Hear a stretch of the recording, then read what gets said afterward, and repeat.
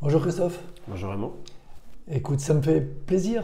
Tu es dans la continuité de ce qu'on fait en ce moment et tu as un profil particulier. Ce qui m'intéresse vraiment avec toi, déjà, c'est les gardiens de but. Pour le moment, on n'en a pas parlé encore. Et en ayant un parcours particulier, en passant du monde amateur au monde pro, avec une relation particulière, avec un individu, je compare les entraîneurs de gardiens de but souvent aux entraîneurs de tennis, parce que vous avez un lien direct. Et c'est toute cette expérience que j'aimerais qu'on débatte aujourd'hui. Qui tu es, d'où tu viens, comment tu es arrivé à ce poste-là, comment tu travailles, comment est l'évolution du poste de gardien de but. Voilà, on va essayer de balayer tout ça. Voilà. Moi, j'ai fait le préambule, maintenant tout appartient. Ça dépend combien de temps on a. On a le temps. On a 2 ou 3 heures, c'est bon. On a le temps qu'il faut. T'as commencé où? J'ai commencé à Planquette. Pour les Bretons, ils connaissent l'eau de Planquette. C'est pétillant. Et maintenant, depuis peu, c'est pétillant, exact. Région de Dinan, Côte d'Armor, voilà. Donc, ma ville d'origine, où l'école de foot, où on l'évoquait, j'ai commencé assez rapidement dans les buts, mais plutôt en mode goal volant que goal fixe, comme on disait, puisque j'aimais plonger, j'aimais faire les arrêts, mais j'aimais aussi participer. Ouais. Mais attends, tu as commencé gardien de but, c'est ton entraîneur qui t'a mis dans les buts ou c'était toi naturellement qui t'es installé, qui t'es posé là? Parce que c'est particulier quand même, avoir envie d'être gardien de but. J'ai le souvenir d'apprécier, à l'époque, on mettait survêtements et shorts par-dessus, à mon époque. Ah ouais. Voilà. Et c'était, je pense, le style qui était, avec le recul, pas forcément très, très beau, très séduisant. Mais on se changeait dans la tribune, moi je m'habillais en gardien de but, j'avais mes gants et tout. Et j'ai pas le souvenir d'avoir été forcé, j'ai le souvenir plutôt d'avoir aimé être à part. Ne pas être habillé comme tout le monde. Chaussettes, shorts, maillot. Cabotin un peu. Quelque peu. Et puis j'ai aussi, je pense, toujours aimé un peu être la partie un peu plus visible de l'équipe, en faisant des arrêts, en étant dans un endroit à part, sous pression, avec des responsabilités. Ça m'a j'ai toujours aimé ça. Depuis tout petit, je me souviens être content de faire un arrêt, de quitter ma zone de but et revenir en courant parce qu'il y avait une contre-attaque ou quoi que ce soit. Mais j'ai pas le souvenir en tout cas qu'on m'ait dit, toi tu vas dans le but parce que tu es petit et gros. Parce qu'au début, parfois ça arrive comme ça. J'ai pas le souvenir d'avoir été petit et gros. Donc, Mais est-ce que tu étais grand? Non. Par rapport aux autres? Si, j'étais en avance un peu de croissance. Alors dans le débat actuel de est-ce qu'il faut être grand pour être gardien de but, peut-être que... Mais je me suis arrêté avant les autres et du coup ma carrière s'est stoppée. Donc tu as commencé comme ça dans les catégories de jeunes, jusqu'où? Voilà, jusqu'à l'âge de 17 ans, je suis parti en sport-études. Donc j'ai toujours été, on va dire, j'ai milieu amateur, après le milieu amateur plus dans le club de la région un peu plus élite, on va dire, amateur, qui était Léon à l'époque. Après, je suis parti en sport-études à Rennes. Sport-études à partir de quel âge t'as fait? Donc, j'ai fait c'était ma première. Ouais. J'étais en première. Donc, oui, la première, c'est à quel âge maintenant? 16 ans, ça doit être ça. C'est première 15. Oui, voilà, 15 ans. Donc, je fais ma première en sport-études à Rennes. À la fin de ma première, je pars au centre de formation de Guingamp. Faire mes 2 termes pour le coup. Parce que... Une chose qu'on oublie aussi, notamment chez les jeunes, c'est que allier les entraînements et les études, quand on a 15, 16, 17 ans, pour l'avoir vécu, c'est pas facile quand même. Donc j'ai fait mes 2 années au centre de formation à Guingamp. Et puis j'ai eu une espèce... Mais est-ce que tu avais déjà l'idée à ce moment-là de dire je vais devenir entraîneur, je vais devenir gardien de but, pro ou au-dessus, ou ça va être une carrière? Est-ce que c'est un métier? Non, je faisais surtout ça parce que j'aimais le foot en tant que tel, j'aimais l'activité, le sport, les matchs, les entraînements. Et notamment à la fin de mes 2 années à Guingamp, j'ai fait une espèce de burn-out. C'est-à-dire que j'ai dit j'arrête le foot. À quel âge? Donc j'ai eu mon bac. Donc, 17, 18? Ouais, 18 ans parce que j'avais redoublé ma terme. Lassé du foot. Après 3 années, on va dire, à haute intensité, école plus... Et là, je rentre chez mes parents et je dis j'arrête. J'arrête tout, j'arrête le foot et je vais en fac de sport. Donc j'aimais le sport. Mais donc je quitte le monde pro, Guingamp, je quitte. Et je retourne dans mon club, l'ASC Léon, qui était à l'époque en division d'honneur. Et je me retrouve, je passe de 2 entraînements par jour, 5 jours sur 7, à 1 entraînement par semaine le vendredi, quand je revenais de ma semaine de fac à Saint-Brieuc. Et pendant 1 an, plus de foot. Mais Plus rien. Plus d'envie, plus rien. La fac de sport, les copains, autre chose, tatati. Et puis la 2e année, je reprends un peu goût. J'étais en équipe B à Léon. Je passe en équipe A, qui était en DH, division d'honneur. Donc là, j'ai 19 ans. Et puis je fais une saison, je recommence à retrouver un peu goût au foot.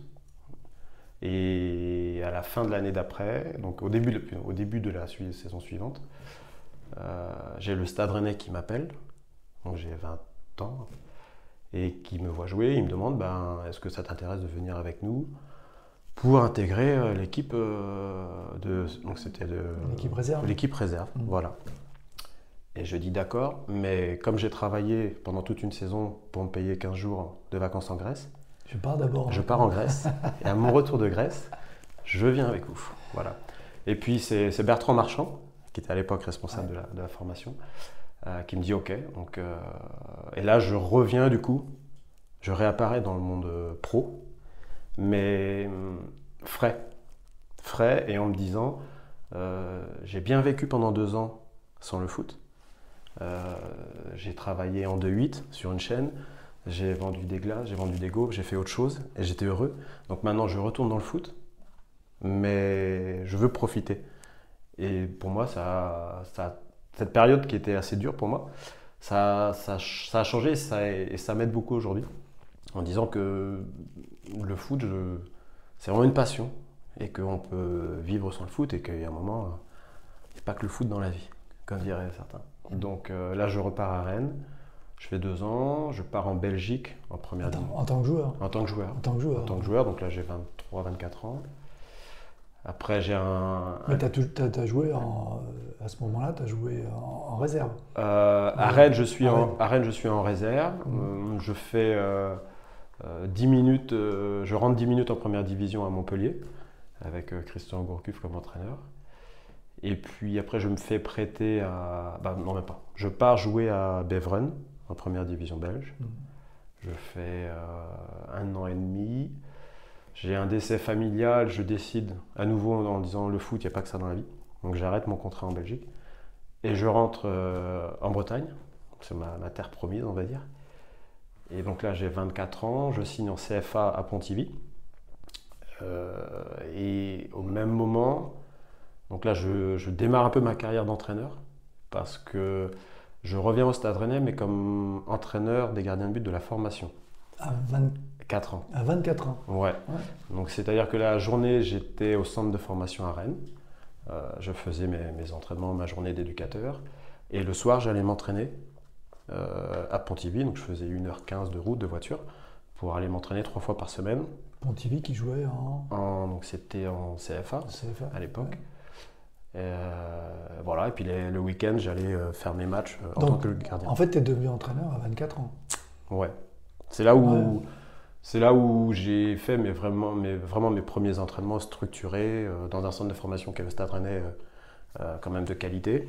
Non, mais quand tu dis structuré, c'est-à-dire tu as fait une formation pour ça? Tu étais préparé? Non. Ou c'est toi, naturellement, qui t'y es mis?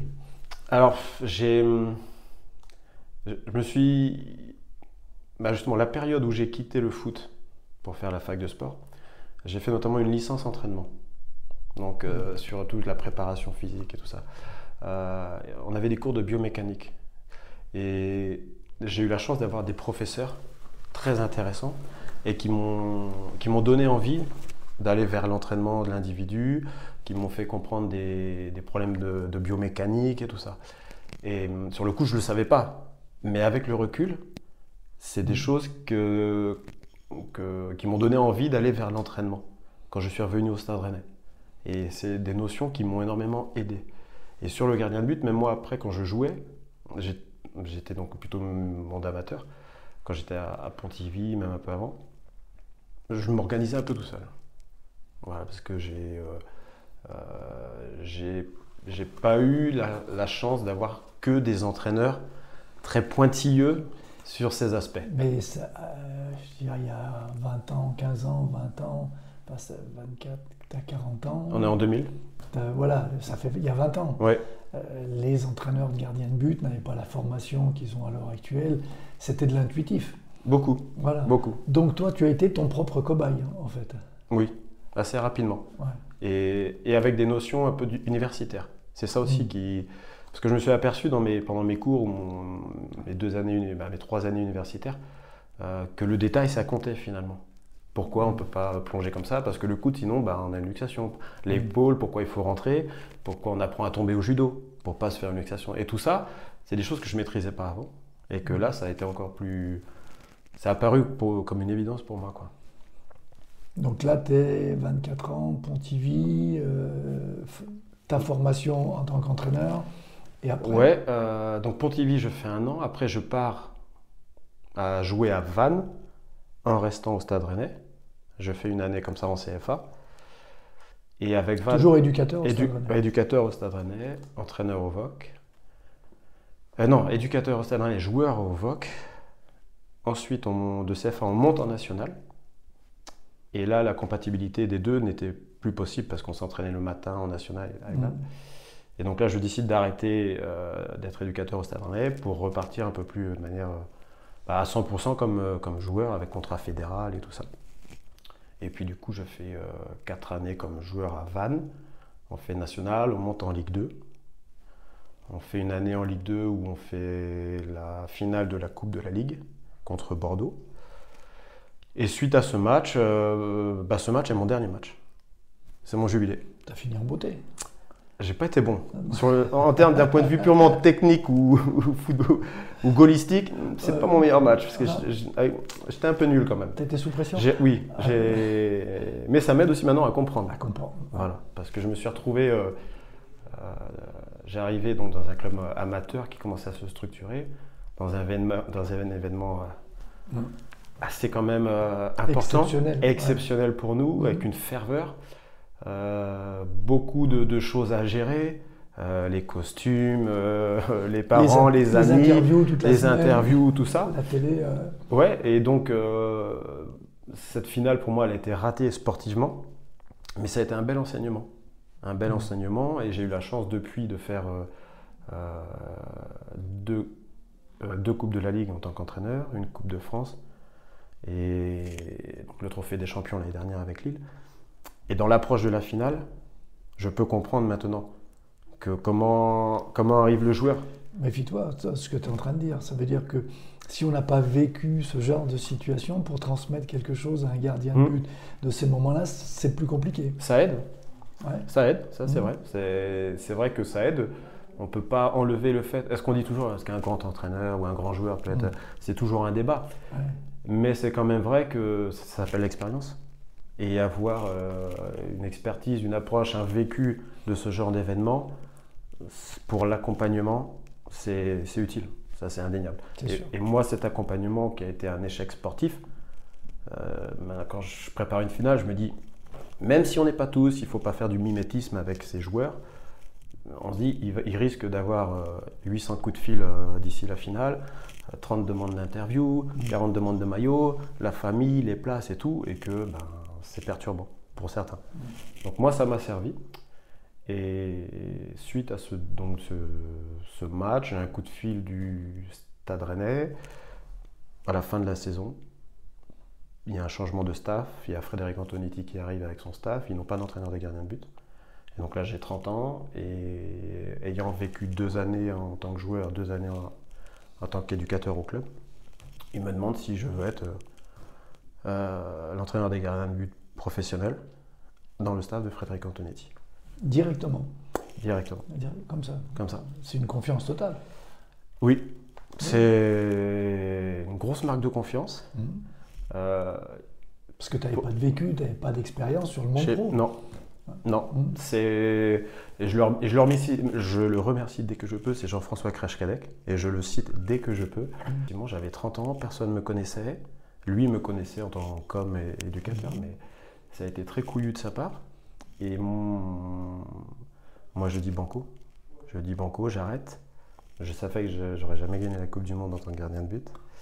Que je venais de vivre une année exceptionnelle sur le point de vue émotif. Et que surtout, à Vannes, comme tu disais, j'étais un peu mon propre cobaye. Et que tout ce que j'avais pas reçu, maintenant je me disais, j'ai envie d'aller le donner. C'est ça, donc comment t'es passé de l'un à l'autre? C'est ça, c'est cette prise de conscience. Tu me diras, quand tu as fait l'université, tu es déjà dans ce moule. Je vais à l'université pour être professeur de sport. Pour être professeur de sport, donc voilà. Quelque part, il y a une vocation. Oui. Ouais. Je vais quand même pour ça à la base. Donc, mais tu arrives sans formation d'entraîneur de gardien de but. Alors, pas de formation, on va dire, officielle. Officielle. Voilà. Pas de formation officielle, même si j'avais commencé à faire les brevets d'État lorsque j'étais éducateur au Stade Rennais. Mais il n'y avait pas tout le système de formation FFF actuel sur le module développement, module entraînement et tout ça. Donc ça, j'avais pas. J'ai aussi eu la chance de travailler avec Christophe Lodichon, qui aujourd'hui, on a une relation. Moi, j'ai un énorme respect pour lui parce que c'est lui qui m'a donné.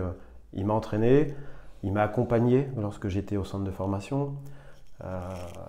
Donc, à travers ce que lui m'a proposé, j'avais mes idées, mais il m'a accompagné. Il m'a aussi donné envie d'aller. Donc, c'est aussi quelqu'un que je respecte beaucoup et à qui je dois quand même un accompagnement à mes débuts. Et puis après, j'ai regardé ce qui se faisait, ce que moi j'avais envie de faire, ce qui pouvait être fait aussi, puisque j'arrive avec Nicolas Douchez, qui était quand même un sacré numéro quand même, Nico. Et puis, je ne vais pas dire que j'ai bricolé, c'est pas ça. Mais tu as construit. J'ai construit. Ouais. Voilà. Aujourd'hui, forcément, je suis beaucoup mieux armé qu'à l'époque. Mais quand j'y vais, on va dire Nicolas avait 29 ans, moi j'avais 30 ans. Donc le gros doute qu'il y avait sur ma capacité et la proximité de nos âges que pouvaient penser certains, au final, ça a été, je pense, un point fort parce qu'on se comprenait assez bien sur ce que lui vivait, sur ce que moi...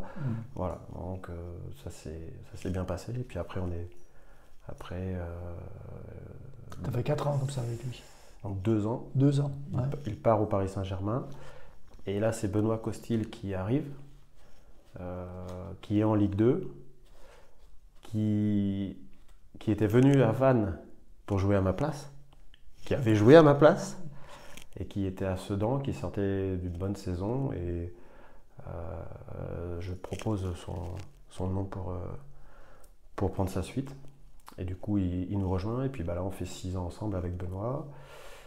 Jusqu'en 2018. Voilà. Après, comme dans la vie d'un entraîneur, ça s'est arrêté au Stade Rennais. Voilà. Mais tu as vécu encore après, un peu. Je suis revenu. Voilà. Une période de chômage où j'en ai profité pour visiter beaucoup de clubs, voir beaucoup d'entraîneurs. Période très enrichissante parce que quand on est dans le rythme, c'est pas métro, boulot, dodo, mais on se lève, on va à l'entraînement, on vient à la maison. Accepter de quitter son club ou son équipe pour aller voir ce qui se fait ailleurs, c'est pas toujours facile, c'est pas toujours bien perçu, parfois c'est pas autorisé. Par contre, c'est quand même très enrichissant. Et moi, cette période de chômage a été très enrichissante pour ça. Parce que je sortais de presque 10 ans d'activité assez intense. Et puis on a vite fait de penser que ce qu'on fait, c'est bien. Et qu'il n'y a rien d'autre qui se fait. Et cette période m'a fait prendre conscience qu'il y a plein de bons entraîneurs, qu'à des niveaux inférieurs, il y a des entraîneurs qui travaillent très bien. Voilà, donc très très enrichissant. Ensuite... Ça a duré combien de temps? Une année. Une année? Ouais. Une année, et puis donc c'est 2018 de mémoire. Ensuite, j'ai un coup de fil de Michael Landreau qui me propose d'aller travailler avec lui à Lorient, en 2e division. Donc je rejoins son staff. Là-bas, j'entraîne Daniel Petkovic, monténégrin, et puis Ilan Mélier. On finit la saison avec Ilan qui est à Leeds. Suite à cela, changement de staff, période transitoire de 1 ou 2 mois. Et je pars pour travailler avec Vaïd Halilhodžić, avec la fédération marocaine, au mois de fin août. Donc on est en 2000. Et là, comment ça se passe? C'est lui qui te connaissait? C'est une relation? Oui. J'aime bien faire le lien, c'est par rapport, pour expliquer toujours aux entraîneurs que le réseau, l'essentiel du réseau, voilà, ce qui permet. Donc toi, ça a fonctionné comme ça? C'est, comme tu dis, le réseau. Ouais. Là, je suis à Pôle emploi. Et il me faut un conseiller ou pas? Donc la personne, quand on lui explique, dit non, c'est beaucoup de réseaux et de connaissances, il faut bouger, il faut connaître. Et là, en l'occurrence, c'est Landry Chauvin qui m'appelle et qui me dit Vaïd, il construit un staff, est-ce que ça peut t'intéresser? C'est pour la sélection marocaine. Je dis oui, parce que je ne connaissais pas le travail en sélection. J'ai dit pourquoi pas, on y va. Et du coup on part tous les deux avec Vaïd et à la fédération marocaine pour d'abord travailler on va dire sur les regroupements et puis à partir du 1er janvier 2020 en tant que on va dire, conseiller technique à la Ligue. Et j'avais pour mission de mettre en place un peu ou reprendre la continuité des formations d'entraîneurs de gardiens de but, qui était un petit peu à l'arrêt là-bas. Et puis le 15 mars 2020, Emmanuel Macron nous dit tout le monde à la maison. Donc je prends l'avion, je rentre à la maison. T'étais pas obligé, tu pouvais rester là-bas? Je pouvais rester là-bas, mais j'avoue qu'à Lorient, j'étais plus confortable à la maison avec la famille. Et puis, parce que là-bas au Maroc, t'es parti sans ta famille. Oui, parti sans la famille. Période pas simple, parce que la famille, ça compte et l'équilibre famille-travail, c'est pas toujours évident. Donc période de Covid, on sait pas trop où la planète va et dans quel sens elle tourne. Et donc là, à Lyon, j'apprends que Greg, ne va pas être prolongé, Greg Coupet. Voilà, donc je lance une petite pièce. Et puis quelqu'un attrape la pièce. T'as appelé quelqu'un? On parle de réseau. On parle de réseau. C'est le réseau. Donc un message, un coup de fil, tiens, j'apprends que, j'ai entendu parler que. Donc tu réponds, pourquoi pas moi, pourquoi pas là. Et puis l'information, elle arrive. Elle arrive sur les personnes qui peuvent décider. Elle arrive aux oreilles de Rudy, de Vincent Ponceau, de Jean-Michel Aulas. Et puis on fait un entretien. Les gens qui te connaissent, ils te disent, mais lui, il est comme ça. Tes ennemis vont te dire, lui, il est comme ça aussi. Voilà, ça fait partie du jeu. Et sauf que ça se passe bien, puisque je signe à Lyon. Donc on fait je disais, mon premier match officiel, c'est la finale de la Coupe de la Ligue contre Paris, perdu au penalty. Bien commencé. Bien. Ouais. Et le deuxième match, c'est à la Juventus, où on gagne. Non, on perd 2-1, mais on est qualifié. Plus derrière s'ensuit le Final Four, avec la demi-finale de la Ligue des Champions. Donc dans cet état d'esprit un peu Covid mondial particulier, avec tous les tests et tout. Vase clos, mais expérience très très importante, très enrichissante. À Lyon, ça s'arrête. Et puis je pars à Lille. Ça s'arrête parce que Rudy s'arrête? Ouais, c'est ça. Le staff, nous ne sommes pas prolongés. Donc là, la vie d'un entraîneur. On réfléchit on essaie de trouver un autre projet. À nouveau le réseau, on active le réseau et puis j'ai la chance de partir à Lille, donc la saison passée, pour effectuer à nouveau la Ligue des Champions. Voilà, et puis une saison avec Jocelyn Gourvenec. Voilà. Mais là, c'est une saison entière. Et tu arrives du début de la saison, parce que la préparation n'est pas tout à fait la même que quand tu arrives en cours de saison et que tu récupères les... C'est ça. Ouais. Donc j'ai eu 10 années, en tant qu'entraîneur, j'ai eu 10 années stables, à peu près 10 années. Et derrière, j'ai eu 4 années rock'n'roll. De mouvement. Dans tous les sens. Tu as 2 ans de contrat, tu n'en fais qu'un. Il y a 1 an de contrat, et finalement tu le fais, et puis tu n'es pas prolongé. C'est aussi ça dans la gestion d'une carrière. savoir gérer et doser ses passages, quoi. Parfois, les planètes, comme je dis, les planètes sont alignées, tout va bien. Et puis parfois, elles se désalignent complètement. Et il faut quand même continuer à avancer, quoi. Donc, Elle continue à tourner. Bah oui. Non, je reviens sur ce que je disais au début. Moi, ce qui m'intéresse, c'est ton vécu du foot amateur. Il t'a donné quoi comme piste, comme énergie pour après le monde professionnel? Est-ce qu'il y a vraiment quelque chose de totalement différent ou est-ce qu'il y a un lien entre les deux? Comment tu as vécu ça et qu'est-ce que ça t'a donné de plus que quelqu'un qui serait sorti d'une structure pro, qui serait passé pro directement? Comment toi tu le vois? Pour faire une image, c'est quand on est habitué à manger du caviar, c'est dur d'aller au pâté. Alors que quand on est habitué à manger du pâté, c'est peut-être plus facile d'aller manger du foie gras. On apprécie. Voilà. Et moi, je suis vraiment content d'avoir mangé beaucoup de pâté parce que quand tu fais la Ligue des Champions, tu es dans le foie gras. Ça, c'est l'image que je donne souvent. C'est-à-dire que le monde amateur, tu es obligé de te débrouiller. Tu n'as pas les moyens en termes de matériel, tu as beaucoup moins de moyens. Tu n'as pas les moyens en termes parfois de terrain, les capacités d'accueil, la qualité des terrains, l'espace pour faire tes séances. Dans le monde amateur, bon alors même si maintenant ça tend à se professionnaliser un peu plus, mais avant il y avait des joueurs qui travaillaient un peu la journée. Donc dans quel état de physique il va arriver le soir.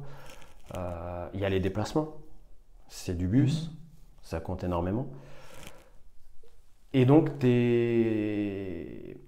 ne veux pas dire que tu travailles plus, mais je pense que tu charbonnes plus. Moi, c'est ce que je ressens. Et donc, quand tu arrives chez les pros,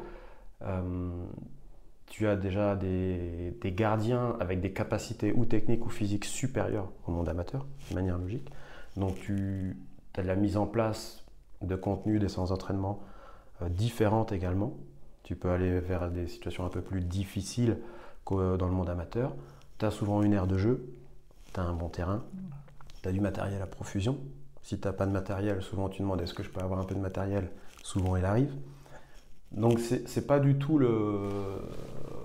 c'est pas la même approche, mais en passant par pour moi l'idéal pour aller chez les pros, c'est faire un peu de monde amateur, faire de la formation et aller chez les pros. Et ce sera plus confortable pour préparer le contenu. Après, chez les pros, il y a un management qui est vraiment spécifique au monde pro par rapport à tout, ou l'intensité des entraînements, ou la médiatisation, ou les statuts. C'est pareil, c'est un autre management. Mais moi, c'est ce que je trouve la grande différence après être passé partout, quoi. Ouais. Qu'est-ce que tu pourrais dire à un entraîneur, parce qu'il y a des entraîneurs de gardiens de but maintenant dans le monde amateur, pour travailler dans les meilleures conditions? Qu'est-ce que tu lui conseilles? L'essentiel pour lui, c'est quoi? Il n'aura pas les mêmes conditions, pas les mêmes qualités de gardien de but. Voilà. Et comment il peut s'adapter? Comment il peut, lui, se perfectionner, travailler et développer son métier? Bon, déjà, il faut être dans l'anticipation. Moi, je pense qu'il faut savoir anticiper. Monde amateur, est-ce que j'ai 10 mètres de terrain? Donc, c'est la relation avec le coach numéro 1. Parce que moins tu as d'espace, c'est très vite à dire coach numéro 1, je voudrais faire du jeu aérien, est-ce que je peux avoir un but? Mais pas faire ça 5 minutes avant. Donc, la relation est parfois à s'imposer un peu en disant coach, est-ce que jeudi soir ou jeudi matin, j'ai un peu d'espace s'il n'y a qu'un terrain d'entraînement? Donc, ça, déjà, c'est anticiper un peu ces semaines ou du moins ces séances. Le monde amateur et même l'entraînement, je pense, est différent parce que les conditions, oui. La relation psychologique. Le monde pro, dans ton bagage, qu'est-ce qui t'a aidé pour avoir la relation avec les entraîneurs? Tu nous as expliqué pour Doucher. L'âge, finalement, a été un plus. Oui. Le fait de commencer avec quelqu'un qui avait à peu près le même âge que toi, mais après tu as évolué avec d'autres gardiens de but. Comment tu as vécu ces différentes expériences? Comment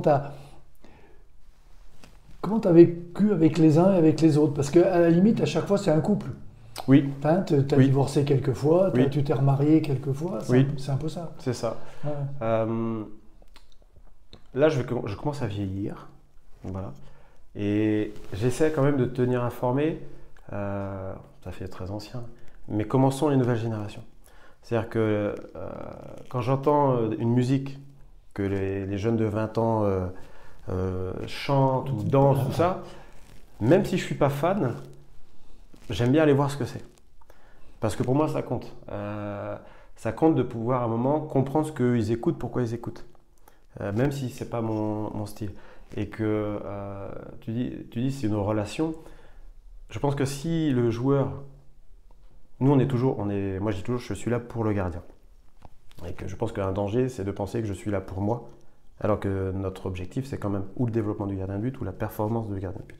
Donc il faut s'intéresser à l'autre. Et je fais vite une parenthèse. Les entraîneurs de gardiens de but, je dis un couple, oui. Mais en fait, il y a des enfants avec, en général. Il y a 2 gardiens ou 3 gardiens derrière. Oui, mais ça fait 3 couples. Non, ouais, moi je le vois différemment. Mais bon, je te laisse là-dessus. Oui. Ouais. Et donc je pense que je dois m'intéresser à ce qu'ils écoutent, à sa vie, ouais. Pour aussi moi pouvoir percevoir comment il est. C'est que maintenant que je vieillis, il faut que je fasse attention à ça, je pense. Ne pas oublier comment eux ils sont. Ils ont 20 ans, moi je vais prendre un petit peu d'âge. Mais pourquoi ils sont comme ça en ce moment? Pourquoi cette génération est comme ça?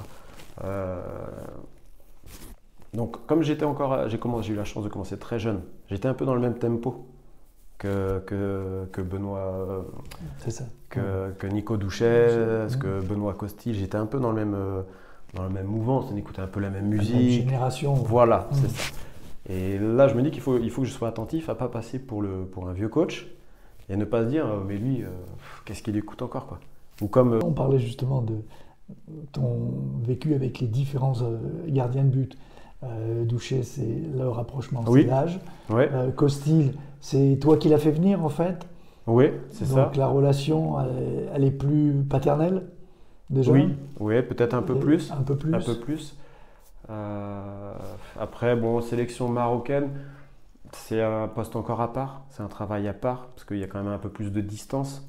Donc je pense qu'il faut aller encore plus vers eux, parce qu'on les voit de manière très... C'est Fast and Furious, quoi. Ils arrivent, ils jouent le dimanche, ils arrivent le lundi, il faut les connecter tout de suite pour le match, mais sans aller, il faut qu'ils soient bien dans leur tête, donc c'est encore un travail différent. Donc là, par exemple, moi j'aimais bien, moi je suis allé dans leur club, je suis allé à leur rencontre, voir comment ils vivaient. Là, je pense que c'est important d'aller chez eux, pour encore mieux les accueillir quand ils viennent chez nous, vulgairement, dans la sélection. Après, à Lyon, avec Anthony, on était, on n'était pas très, il n'y a pas une grande différence quand même d'âge, voilà. Mais là c'est pareil, je me souviens un jour je suis allé, après un entraînement, moi je suis allé en ville le rejoindre, voilà, pour rencontrer sa femme, pour rencontrer ses enfants, pour faire connaissance avec sa famille et qui il pouvait être, et quelque part aussi me présenter moi, en disant moi je suis comme ça. Donc de temps en temps il y a eu des clashs, mais dans la vie de tous les couples de gardiens de but, il y a toujours eu des clashs. Mais si notre relation, elle est pas intime, parce qu'il faut faire attention à ne pas déborder, mais si elle est proche, je me dis que ça peut quand même rattraper de temps en temps certains coups de foudre ou coups de gueule, quoi. Okay. Bon, j'ai bien compris qu'il y avait la relation psychologique, affective qui s'établissait avec un gardien de but, mais est-ce qu'elle est obligatoire ? Est-ce que tu as toujours vécu avec une relation amicale ? Est-ce qu'il n'y a jamais eu une relation conflictuelle ? Alors moi, c'est aussi mon tempérament, de plutôt être loquace et discuter et tout ça. Mais c'est toujours la limite entre être ami et la relation entraîneur-entraîné. Quand on part trop dans l'intime, il faut faire attention parce que parfois, il faut être capable de taper sur les doigts. Ça, je l'ai vécu à Lille l'année dernière, notamment avec Léo, où à un moment, il a fallu que je sois un peu Léo Jardim, pardon, où il a fallu que je sois un peu plus directif et plus dur, par rapport à certaines choses. Et donc là, le danger, c'est si on est trop proche, qu'ils disent bah, attends, t'es mon pote et tu me parles comme ça. Ou alors, attends, t'es venu manger 3 fois à la maison et tu me parles comme ça. C'est toujours cette limite que j'essaie quand même de ne pas franchir. Moi, c'est ce que je pense. Après, chacun est libre, mais j'aime bien être amical, mais sans être pote. Parce que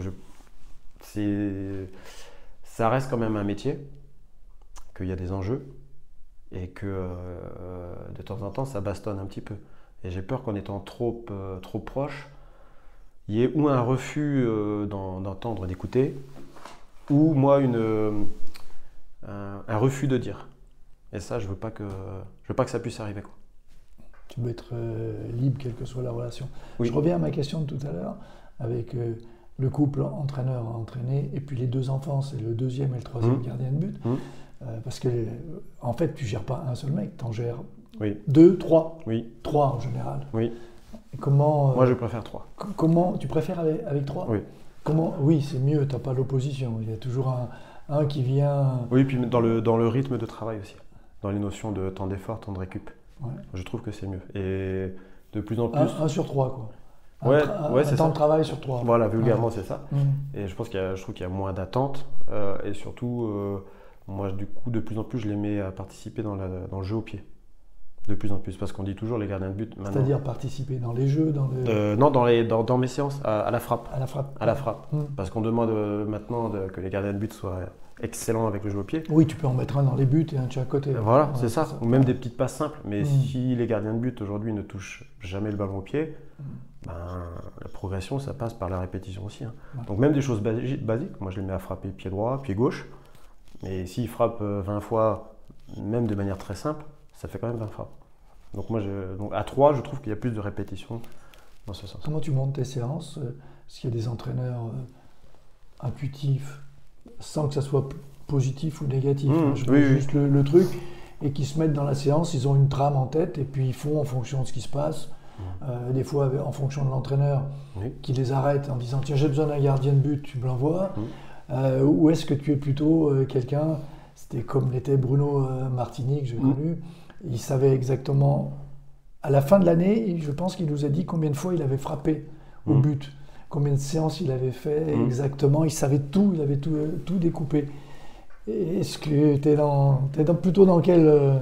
Alors moi, ce que je fais toujours, là où j'arrive, c'est je fais un bilan de mes gardiens de but. Donc je fais un spécifique vidéo sur des exercices qui sont récurrents et qui me permettent un peu de voir les qualités, les défauts. Qualités et défauts, et dans le temps, l'évolution. C'est-à-dire que je refais le spécifique, avant Noël, et je le refais au mois de mai. Et moi, ça me permet à titre personnel de voir si les points que j'avais vus ont évolué. Tu leur fais les mêmes exercices, voilà. Filmés de la même manière. Voilà, et dans les clubs. Voilà, donc ça, moi, c'est mon repère. Ça, sur la partie vraiment technique, analytique. Après, je fais tous les tests physiques classiques de début de saison. Depuis quelques années, je fais aussi un test de personnalité, parce qu'on parlait justement de la relation avec le gardien de but. Plus vite je connais le gardien de but, ou son profil psychologique, plus vite je peux aussi m'adapter à lui, ou comprendre des réactions. Donc de plus en plus, maintenant, voire tout le temps, je demande à ce qu'il y ait à faire un test de personnalité. Voilà, et qui sont parfois surprenants. Mais pour moi, c'est un outil que j'utilise assez vite. Et donc suite à ça, je fais un bilan et j'essaie d'établir des axes de progression individuels. Donc 1, le 2, le 3. Et dans l'année, je vais essayer de maintenir cet axe de progression. Mais après, parce qu'on est en pro, la programmation en pro, il faut quand même les variables aléatoires. Il y a quand même le match du samedi. Voilà, il y a l'entraîneur, il y a le staff, il y a les résultats. Donc j'essaye de maintenir ces axes de progression dans des semaines qui qui sont calés sur le numéro 1. C'est-à-dire que très vite, j'essaye de comprendre comment fonctionne l'entraîneur numéro 1. Est-ce qu'il a une trame régulière? Mardi on fait ça, mercredi on fait ça, jeudi on fait ça. Et auquel cas, là, moi j'essaye de calquer mon travail spécifique sur sa trame. Forcément, c'est plus facile avec un entraîneur qui te dit moi mardi c'est ça, ça, ça, tant de minutes, mercredi c'est ça, ça, ça, tant de minutes. Là c'est plus confortable parce que c'est calé et c'est hebdomadaire. Là c'est pareil, on parle d'une formule à match samedi. Après, quand il y a la Coupe d'Europe, il y a les résultats en plus, il y a la notion de fatigue, de déplacement. Donc là c'est adaptabilité. Anticipation des horaires, de retour, des déplacements. Mais j'essaye tout de même, de manière individuelle, à garder cette trame de progression. C'est un chantier quand même. Ouais, mais moi, ce qui m'intéresse, c'est j'entends souvent les entraîneurs parler de progression du joueur. Comment tu quantifies la progression d'un gardien de but? J'ai fait comme Bruno Martini à une époque. Ouais. J'avais mon tableau Excel. Nombre de prises de balles faites, nombre d'interventions latérales au sol, nombre de jeux aériens. J'ai fait 3 ans. Ça m'a usé. J'arrête. Toi, pour être honnête, je terminais mes séances et je notais 25, 26, tout ça. Et j'avais un tableau Excel et tout ça. Et au final, je ne vais pas dire que ça ne m'a pas servi, mais je ne l'ai pas utilisé plus que ça. Donc ça me prenait beaucoup de temps. Tu les notais, mais tu les réutilisais pas? Non, vraiment. Alors que je pense que c'était utile, mais pareil, en fonction des matchs, en fonction des semaines, finalement je me suis rendu compte que tu ne peux pas calquer ces semaine par semaine. Ta semaine 1, c'est pas la semaine 2, qui n'est pas la semaine 3, qui n'est pas la semaine 4. Donc j'ai arrêté. J'utilise beaucoup l'analyse vidéo. Je filme beaucoup d'entraînements et comme je disais, j'ai beaucoup d'exercices repères. Voilà, et donc je vois. Donne-moi un exemple justement d'un exercice repère qui te permet de dire tiens, il est meilleur. Il est meilleur, pas il est plus performant physiquement. Ouais, non, il saute plus haut ou il va plus vite, plus bas. Ça, un exercice filmé, on va dire l'intervention latérale au sol, à droite. Je le mets à un trait, je prends un repère sur la ligne terrain, et par exemple je mets un plot blanc. Et je vais le faire plonger sur ce plot blanc et je vais voir son attitude. Moi, je prône plutôt des interventions où on va vers l'avant, où les bras sortent et tout ça. Donc moi, je vais lui faire répéter 3-4 fois cet exercice. Je vais filmer. Et puis, si je vois que, par exemple, il s'enroule un petit peu comme ça, je vais mettre en place un exercice pour qu'il ne s'enroule plus. Donc, par exemple, le plot blanc, je vais le mettre 20 cm plus devant. Et je vais lui dire, tu passes devant le plot blanc. Et ça, on va faire de la gamme, de la répétition, correction, essaye d'attaquer. Je vais lui montrer aussi à la vidéo. Tu vois, tu enroules un peu et donc tu perds de la notion de distance d'intervention, énergie sur ballon et tout. Et cet exercice, je vais le refaire un mois après. Et je vais mettre le plot d'abord où il était. Et si je vois qu'il continue à enrouler, alors je dis, non, moi j'ai déconné dans mes exos où il y a quelque chose qui n'est pas passé. Voilà. Par contre, si naturellement, il va et il gratte 10 cm, comme où il y avait le second plot blanc. Je dis ok. Donc ça, c'est capté. Et maintenant, on va peut-être aller sur autre chose. Voilà. Ça, c'est des petits exercices simples c'est ça. Avec un repère pour le gardien. Oui, c'est pas lié au nombre de buts qu'il va prendre dans la saison. Surtout pas. Surtout pas. Surtout pas. Alors, comment tu peux expliquer à un gardien de but qu'il a progressé sur tous ces exercices et qu'il a pris autant de buts que dans la période avant?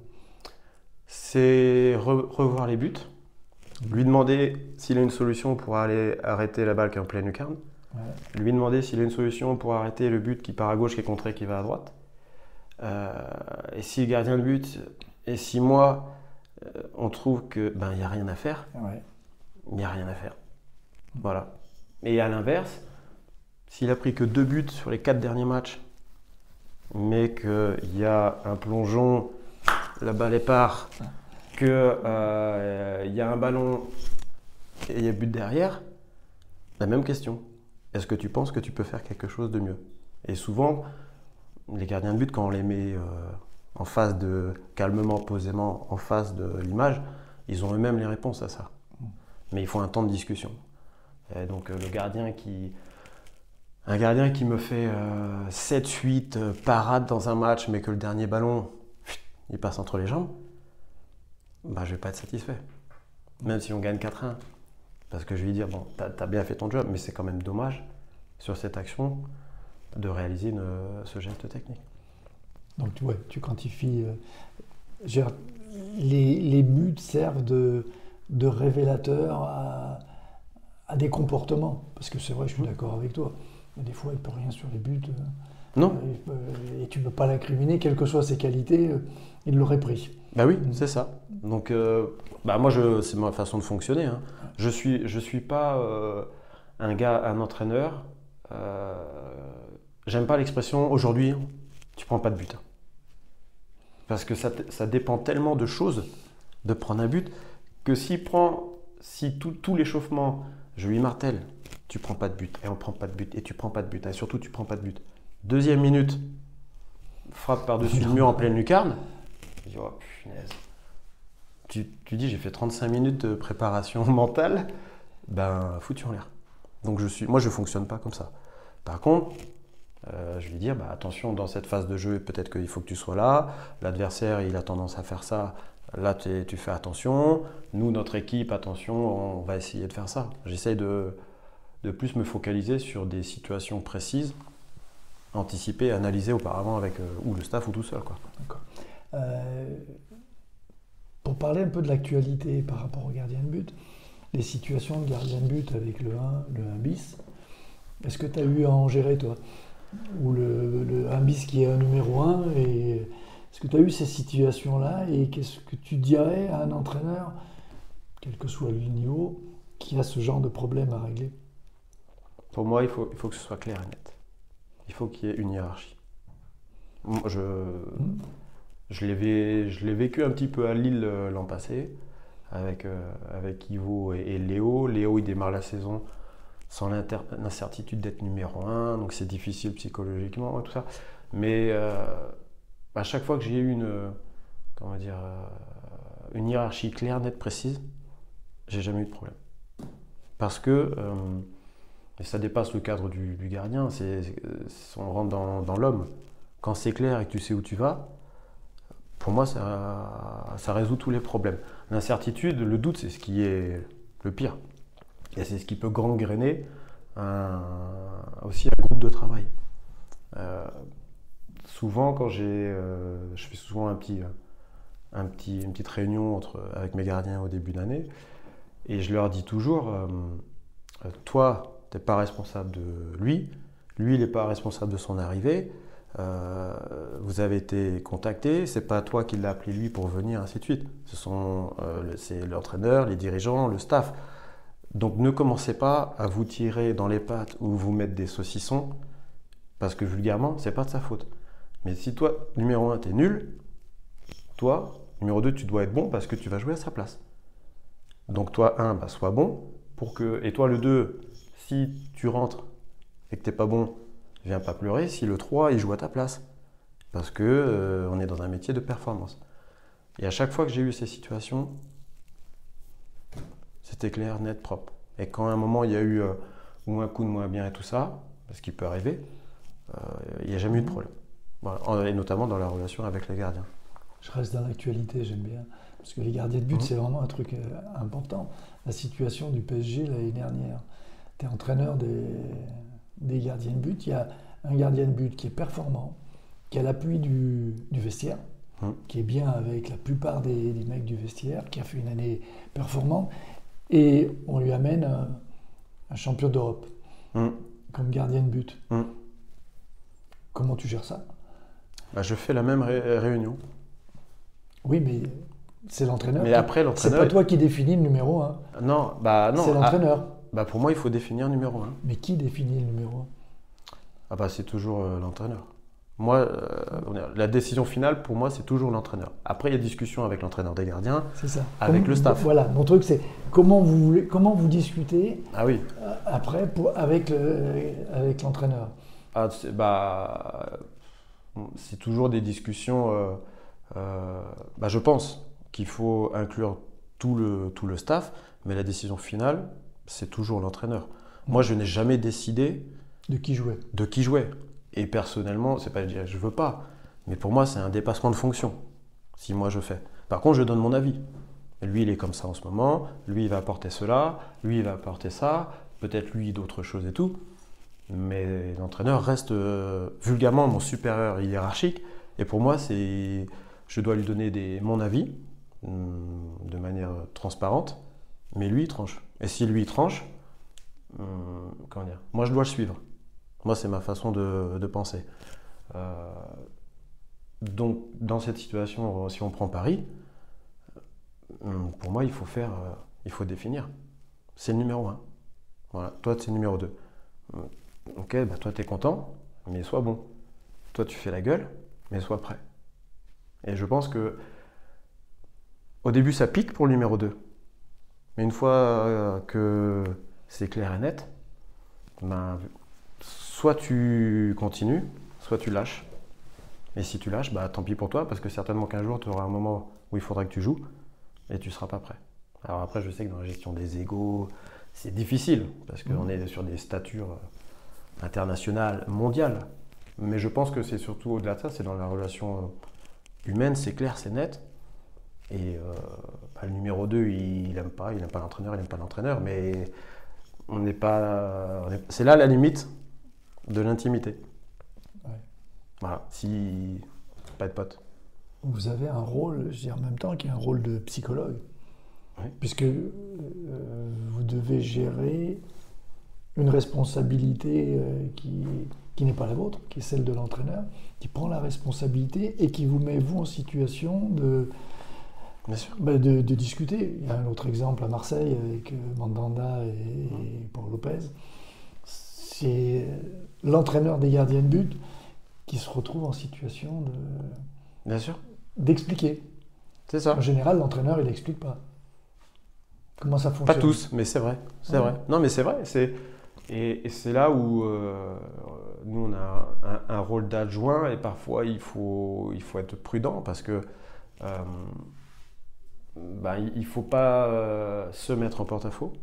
Il ne faut pas mettre en porte-à-faux le coach principal ou parfois des adjoints du staff parce qu'on a quand même un devoir de professionnalisme et ce n'est pas de la neutralité.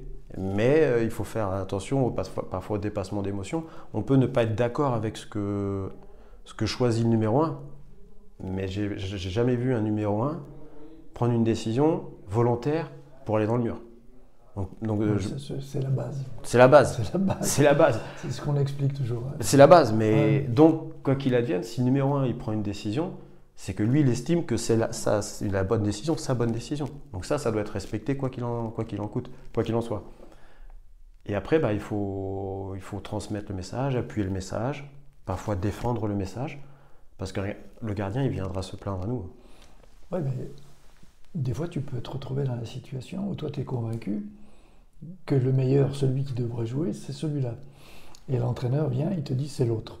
Et il faut que tu expliques à quelqu'un que c'est pas lui qui est choisi, que c'est l'autre qui est choisi. Ça m'est arrivé. Psychologiquement, c'est aussi dur pour l'entraîneur des gardiens de but de mentir. C'est pas moi j'ai vécu ça. Ouais. J'ai pas menti. J'ai dit la vérité. J'ai dit parce que il estime que alors c'était pas sur un poste de numéro 1, c'était sur un poste c'était un peu compliqué, numéro 2, tout ça. Mais je dis l'entraîneur, il estime, il préfère que ce soit lui. En ce moment, peut-être que c'est toi qui mérites le plus, mais c'est comme ça. Donc je sais que tu es fâché. Je sais que tu es fâché contre moi parce que je le vois à ton attitude. Maintenant, il y a deux solutions. Soit tu fais la gueule, tu vas pleurer et tu te plains à tout le monde. Soit tu boudes, mais tu travailles et tu fais le job sur le terrain. Parce que si tu fais plus rien sur le terrain, ça va faire que valider finalement la décision que tu prends pour une injustice. Donc maintenant, tu fais quoi? Donc il boude, il est fâché. Certainement que j'ai des mots doux dans les oreilles qui apparaissent le soir quand il rentre à la maison. Et puis au bout de 2 ou 3 jours, c'est digéré. Et puis c'est à nous aussi après de savoir aussi accompagner ça. C'est pas tout de dire je te prends pas et je te parle plus. Bah non, c'est je te prends pas, ok. Alors, si t'es pas pris, ça peut nous laisser du temps pour travailler autre chose. Donc moi, en l'occurrence, avec ce gardien de but, je lui dis, bah, on va profiter, viens, demain on fait une séance. Et moi, je reviens avec toi. Et je lui montre que je suis quand même là pour l'accompagner, pour faire autre chose, même si, c'est pas qu'il a quitté le projet collectif, mais sur cet événement, il n'a pas été pris. Et ça repart. Et moi, je pense toujours que c'est, comment dire, plus le gardien il travaille, plus on le met dans un système de travail, et moins il pense, vulgairement. Parce qu'il est en activité, viens, on va faire des prises de balles, viens, on va travailler la force explosive, viens, on va faire ça. Et puis, lui, il a un intérêt à faire ça, moi j'ai un intérêt spécifique. Et au final, il se rend compte qu'on est là quand même pour lui, même si la période qu'il vit est difficile. Donc moi, cette situation, je l'avais gérée comme ça. Et après les 2 ou 3 jours difficiles, ça passe. Bah, ouais. On se rend compte à quel point c'est pas simple. On est toujours sur le fil du rasoir, dans la relation. À la limite, la technique, on l'évolue, on la fait progresser. Chacun, c'est ce que tu as dit, ta formation t'a fait évoluer, les visites de club t'a fait évoluer. J'aime bien le redire parce que pour tous les entraîneurs, je veux dire que quand on reste dans son coin, on n'évolue pas beaucoup. Non. La chance de pouvoir bouger, d'aller faire d'autres trucs, c'est intéressant. Justement, l'autre volet pour moi, j'ai été entraîneur il y a quelques années. Mon âge m'a fait voir toute l'évolution du gardien de but. Quand j'ai commencé à entraîner, j'entraînais les gardiens de but. On faisait quoi? On était tout seul à l'époque. Ah bah oui, il n'y avait pas tout ça. On faisait à la fin de l'entraînement, on faisait la séance avec le gardien de but. On tirait au but, quoi. Voilà, c'est ça. On faisait travailler une fois à droite, une fois à gauche.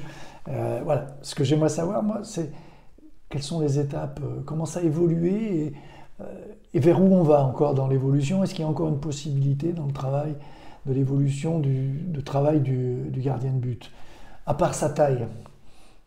Parce que aussi, on peut en parler aussi. Mais je pense qu'il faut en parler parce que pour moi, c'est un faux débat. Bon, il y a des constats qui sont faits.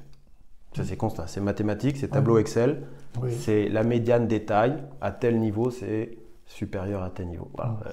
Pour être dans l'équipe européenne. Oui, mais à 1,90, tu n'y es pas. Et ça, sur les 5-6 dernières années, c'est pas un jugement. Ça, c'est factuel, c'est un constat. On prend la moyenne de tous les gardiens de but, je l'ai faite moi-même, voilà, et je l'ai faite par niveau, international, Ligue 1, Ligue 2, national. Et à chaque niveau, depuis plusieurs années, on voit qu'il y a des centimètres qui baissent. Voilà. Donc ça, c'est factuel, c'est pas de dire, c'est pas porter un jugement. Maintenant, dire, et ça, je suis complètement contre ça, si tu fais pas 1m92, tu peux pas être gardien de but, c'est pas vrai. Peut-être que tu as moins de chances factuellement de gagner la Coupe du Monde, mais tu peux jouer pendant 15 ans au foot. Tu peux être professionnel de foot pendant 15 ans. Tu peux jouer en Ligue 1, tu peux jouer en Ligue 2, tu peux jouer en National, tu peux gagner une Coupe de France. C'est pas interdit et c'est largement possible. Sauf que le débat, il est arrivé sur vraiment très spécifiquement, si tu fais pas 1m95, tu gagnes pas la Coupe du Monde. C'est le cas à l'heure actuelle. Tu veux dire, les Coupes d'Europe, tu regardes tous les gardiens de but des grands clubs européens, ils sont au-dessus d'un 90 minimum. Oui, des fois plus. Mais pour ça, il y a des raisons aussi. Il y a des raisons parce que le football est plus puissant, il va plus vite, les gardiens ils prennent plus de place, qu'il y a des techniques pour faire les gardiens de grande taille au sol. Il y a tout un travail physique, de préparation physique qui fait qu'on peut rendre un gardien plus grand, plus agile pour aller au sol parce qu'il y a des connaissances physiques. Il y a tout ce qui est... Mais ce n'est pas tous les gardiens de but. Voilà. Et dénigrer un gardien ou lui interdire de dire tu ne seras pas pro parce que tu fais que 1m85. Mais attends, le problème c'est que c'est ce qui se dit, c'est que dans les centres de formation, tu fais la radio du poignet et un gamin, tu lui dis, bah, tu feras 1,80, non, tu ne seras pas gardien de but, va jouer l'ailier gauche. Et en plus, dans l'équipe d'un groupe d'entraînement de gardien de but, pour moi, l'idéal, c'est d'avoir un grand, un moyen et un petit. Parce que le petit va vouloir aller aussi haut que le grand. Que le grand, il va vouloir aller aussi vite au sol que le petit. Et que le moyen, il va je dis moyen, oui, il va être vulgairement pas loin de tous. Et que tous les trois, ils vont tous se tirer la bourre. Pour moi, c'est l'idéal.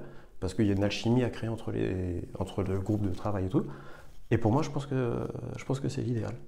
Voilà.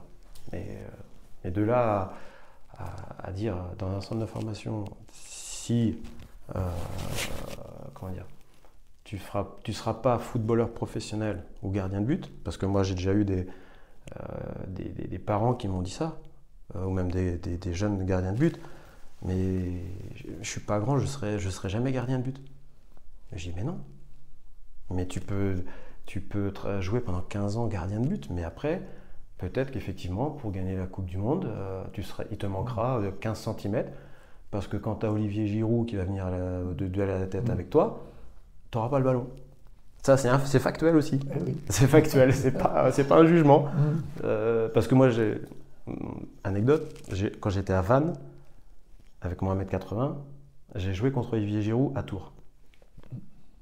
Et ben, 2 fois Olivier Giroud, je suis sorti dans les airs. Il était au-dessus. Ben, je suis allé chercher le ballon derrière. Mais il y avait, je sais pas, 19 ou 20 ans. Et ben là, voilà, c'est comme ça. Quand j'ai joué la finale de la Coupe de la Ligue et qu'on perd 4-0 contre Vannes. Contre Bordeaux. Je me suis rendu compte, à un moment, il y a Chamac qui a sauté. Et là, je me suis dit, mais il y a Diawara qui est arrivé. Et là, j'ai dit, bah, c'est pas pour moi. C'est factuel. Désolé, j'y arriverai pas. Même si je fais tout ce que je peux, les gars, ils ont plus de détente que moi et ils sont plus grands que moi. Donc voilà. Donc ça, c'est... Il y a quand même une réalité. Oui, il y a quand même une réalité sur le gardien de but, sur la taille. Mais revenons donc, il y a l'évolution de la taille, mais l'évolution du travail du gardien de but et la progression et les pistes de progression dans l'amélioration de la qualité du gardien de but. Alors il y a l'évolution des règles déjà du foot, qui font que depuis pas mal d'années, pour le gardien de but, il y a quelques évolutions sur la passe en retrait. Bon, il y a quelques années, mais ça a changé beaucoup de choses quand même. Parce que moi, je l'ai vécu en jeune, mais ça a changé beaucoup de choses. Oui, avant, ils faisaient rebondir le ballon, ils étaient très bons pour faire rebondir le ballon. Donc ça a quand même une vraie évolution, notamment sur le jeu au pied. Là, il y a encore eu l'évolution avec la sortie 6 mètres. Il y a l'évolution du rythme du jeu en général, où les ballons reviennent plus vite. Quand même, voilà. Le temps de jeu est plus long. Voilà. Donc toutes ces évolutions qu'il y a eu un peu dans les règles et qui ont un peu modifié le football sur les 20 dernières années, elles ont forcément impacté les gardiens de but en général, hein, pas que les pros. Et donc forcément, ça impacte aussi le travail au quotidien. Il y a les nouvelles technologies qu'on n'avait pas. Donc moi, j'utilise par exemple beaucoup la vidéo. J'utilise les datas. J'utilise... Attends, dans les datas, tu mets quoi? La vidéo, on voit? Vidéo, c'est toutes les statistiques. Alors les 8000 statistiques qu'on sort par match. Mais dans les 8000, il y a quand même certaines qui sont intéressantes. Donc par exemple, le nombre de kilomètres parcourus. Par gardien de but. Par gardien de but dans un match. Qui se situe à combien en moyenne? Quand un gardien est au-dessus de 6 km, souvent c'est que c'est un gardien qui est plutôt mobile. Voilà. Quand il est sous les 5 km, c'est plutôt un gardien statique. Sur ce que moi j'ai repéré un petit peu. Voilà. C'est un gardien qui fait moins d'1m90, il court plus qu'un... Non, je plaisante là. Je sais pas, mais ça peut être... ça peut être lié. Je vais peut-être faire l'étude, là j'ai du temps en ce moment, je vais regarder ça. Si c'est lié à la taille, la mobilité. Donc il y a ça comme évolution. Les règles dont tu utilises les datas, la vidéo, les datas. Après, il y a toutes les notions de le suivi physique, on va dire. Aujourd'hui, vraiment, au niveau pro, le suivi dans la préparation physique, il est quand même très pointu entre les masses grasses, le poids, les analyses urines, la nutrition qui est derrière. Donc dans la préparation physique du gardien de but, il y a une grosse évolution par rapport à ça. Aujourd'hui, je pense en pro, au haut niveau, le gardien il ne peut pas avoir une masse grasse élevée, par exemple. Ça, c'est pas possible. Vu la quantité d'entraînement, le suivi qu'il y a, si à une époque c'était jouable, maintenant, ça paraît compliqué quand même. Oui, l'époque où on mettait les grosses dans les buts, ça n'existe plus. Non. Je vois pas comment le gardien il peut suivre d'une sans se blesser et il peut y être performant. L'évolution du matériel, est-ce que ça a eu une incidence sur les gardiens de but, sur le travail? Parce que quand on voit les ballons qu'on avait il y a 25 ou 30 ans... La vitesse. Et la vitesse, ouais. La vitesse. Alors, même si les ballons, là, depuis 3-4 ans, ils sont quand même plus stables en termes de trajectoire, mais il y a aussi quand même une puissance de frappe. Je trouve qu'ils sont quand même assez solides en ce moment, donc ça vient plus vite, plus fort. Il y a beaucoup, pareil, des débats sur les gardiens, ils gardent moins de ballons qu'avant, c'est ce que j'entends. Moi, je suis pas trop... au lieu de il boxe tout et tout, bon, je suis pas trop d'accord avec ça, mais il y a aussi l'incidence de la vitesse des ballons, de la puissance, de l'impact des joueurs qui fait que c'est aussi plus compliqué en ce moment, quand il y a tout le monde qui arrive et que ça va à 100 à l'heure, de garder le ballon. Une notion de zone risque. Ouais, ça me fait penser à une autre question par rapport à l'entraînement et les entraîneurs de gardiens de but. Vu la vitesse, la force des ballons, est-ce qu'un entraîneur qui a 45 ans arrive à mettre les mêmes vitesses à l'entraînement et mettre le gardien de but dans les conditions du match, dans le travail spécifique par exemple? Moi c'est ça, j'ai un rappel naturel, c'est mon tendon au genou. Dès que je commence à être en manque de conditions physiques et que j'ai un gros spécifique, j'ai mal au genou. Donc vulgairement, je fais un peu de crossfit, je fais du vélo, je fais du footing, mais je suis obligé de m'entretenir pour notamment me rapprocher des frappes. Te rapprocher simplement. Me rapprocher, parce qu'aujourd'hui, mon jeu au pied a progressé depuis que je suis entraîneur de gardien de but, en termes de rythme de frappe, parce qu'on doit s'adapter à tous les gardiens de but, en termes de précision. Par contre, c'est vrai que la nature fait qu'on perd de la puissance. Et que c'est aussi parfois, l'idée d'inclure aussi les gardiens de but, c'est parfois, sur certains moments, se rapprocher d'une frappe plus jeune. Mais c'est vrai que ça compte. Et on doit prendre ça en compte, que si le gardien il a que des ballons qui arrivent à 30 km/h et qu'en match il arrive à 100 km/h, ça peut être déstabilisant et perturbant. C'est vrai. Donc un entraîneur de gardien de but qui vieillit, comment il rétablit l'équilibre? Soit il achète une machine à lancer les ballons, c'est ça. que j'ai testé mais je ne suis pas fan. Non. Je ne connais pas beaucoup d'entraîneurs de gardiens de but qui soient fans de ces machines. Non, j'en ai testé 2 et je ne suis pas fan. Mais peut-être que l'évolution fera qu'on aura des machines plus fiables. Et après, c'est dans l'adaptation de ces séances. Mais il faut que, à partir du moment où un entraîneur de gardien de but perd de la puissance au niveau de sa propre frappe, il faut qu'il trouve une alternative pour que lui, le gardien de but, ne perde pas cette puissance de réception. C'est impératif, parce que sinon il y aura Donc il faut se rapprocher. Il se débrouille. Il se débrouille, mais il trouve. C'est l'adaptabilité, mais il faut, parce que si toute la semaine le gardien de but il reçoit des frappes qui ne correspondent pas à la réalité, on dit toujours qu'on part d'une situation qu'on doit rendre. Le gardien il ne peut pas avancer. Donc alors aujourd'hui j'ai la chance, c'est que je suis jeune et fougueux à 43 ans, mais c'est aussi moi une chose qu'il va falloir que je pense à, que j'anticipe, oui, bien sûr, parce que si dans 10 ans ma frappe elle fait pchit, mes gardiens ils pourront pas être performants, ça c'est pas possible. Donc faut trouver une alternative. Pour le moment, je ne l'ai pas. Tu ne l'as pas encore. Non, pour le moment, ça va, j'arrive à m'en sortir. Dans les évolutions et dans les pistes d'amélioration du travail, tu verrais quoi? Oublions l'âge de l'entraîneur. Ouais. Dans des conditions normales. Alors moi, j'entends des entraîneurs qui commencent à évoquer la possibilité d'avoir un assistant. C'est-à-dire un assistant. Un entraîneur supplémentaire avec lui pour aller encore plus dans l'individualisation. Bon, moi je trouve qu'avec 3 gardiens, on arrive à s'en sortir quand même, à mon sens. L'idée, c'est d'avoir 2 entraîneurs pour 3 gardiens. Bah, c'est pas mon idée, je pense qu'on s'en sort. Mais ça, c'est Je suis pas sûr que ça soit une vraie évolution. Mais je commence à entendre un peu ça arriver. Ouais. Mais bon, c'est pas trop mon truc.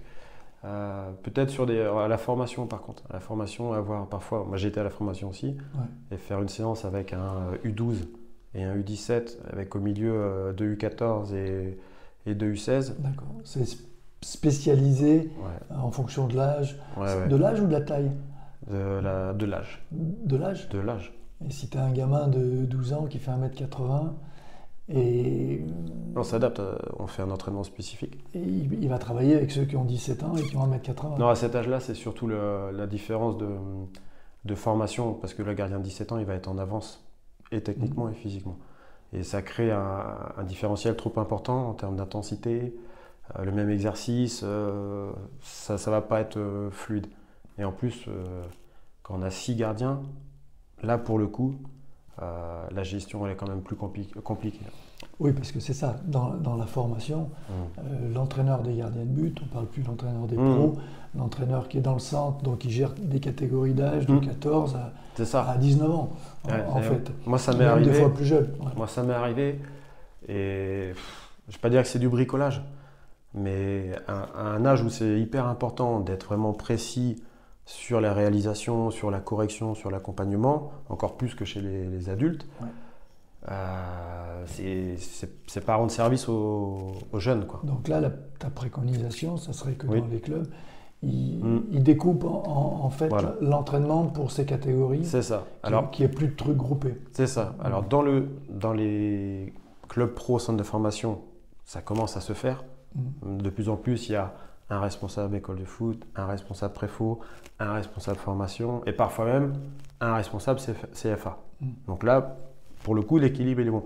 C'est plus dans le milieu amateur où là, il y a moins de budget.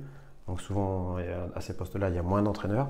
Et on se retrouve avec un entraîneur qui, lui, a la formation et qui est tout seul et qui doit gérer des U14 à la CFA, quoi. Et pour eux, là, il faut anticiper. Là, il faut anticiper, il faut s'adapter, mais c'est pas confortable. C'est pas confortable. Et eux, ils galèrent plus que moi, vulgairement, dans ma préparation de séance, ma mise en place. J'ai mes 3, j'ai mon matériel. Tu sais combien de temps tu auras. Voilà, j'ai mon espace. T'es sûr qu'ils sont là. Et oui, non mais c'est ça. Là-dessus, c'est beaucoup plus, plus confortable. J'ai une question très technique qui me taraude depuis un moment. Les grands gardiens de but, on les fait travailler sur la vitesse pour descendre le plus vite possible au sol. Nombre de fois où j'ai vu des gardiens de but, des grands, qui essayent de prendre un ballon court, très bas, et je me dis, pourquoi ils ne mettent pas le pied? Parce qu'on ne leur a pas appris l'utilisation aussi du pied. Et souvent, dans les angles fermés, se positionner, au lieu de se coucher, il suffit comme un défenseur. Voilà. Ou un gardien de hand. Mais on ne travaille pas ça. On doit, c'est là toute l'importance de la formation. C'est là toute l'importance du passage dans un centre de formation entre, maintenant c'est presque 12 ans, mais entre 12 et 18 ans. C'est que,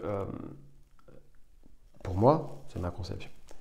Quand le gardien il sort à 18 ans, il doit savoir tout faire.